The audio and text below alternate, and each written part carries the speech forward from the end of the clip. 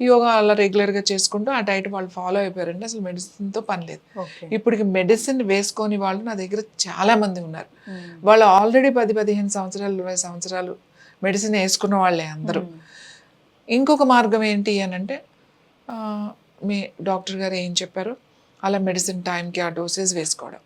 ఎందుకంటే ఇందులో కొంచెం కష్టం ఉంటుంది. ఎందుకంటే ఇందులో ఖచ్చితంగా తొందరగా పడుకోవాలి, తొందరగా లేవాలి, టైంకి ఖచ్చితంగా ఒక ½ an hour మీరు యోగా కేటాయించాలి.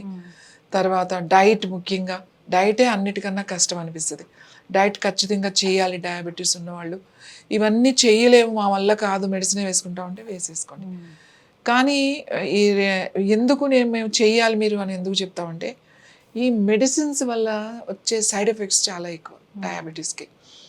న్యూరోపతి ప్రాబ్లమ్స్, తర్వాత ఎంత న్యూరో ప్రాబ్లమ్స్ వస్తాయంటే వాళ్ళకి కాళ్ళు తిమ్మిర్లు పట్టడం, కాళ్ళ మొద్దుబారిపడడం, అరికాళ్ళు, వాళ్ళకి ఏదైనా ఒక చిన్న దెబ్బ తగిలినా కూడా తెలియదు, ఇంకా మొద్దుబారిపోతాయి అన్నమాట. సర్క్యులేషన్ సరిగ్గా ఉండదు వాళ్ళకి.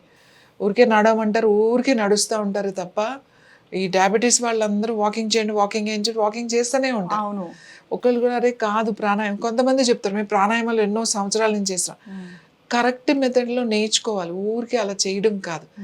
ఎవరికి ఏది చేయాలి అనేది ఒక 2 గంట కూర్చొని అన్నీ చేయడం కాదు. మీకు ఏం కావాలో ప్రాపర్ ఒక సరైన పద్ధతిలో నేర్చుకుని మీరు చేస్తే దాని రిజల్ట్ కనబడుతుంది.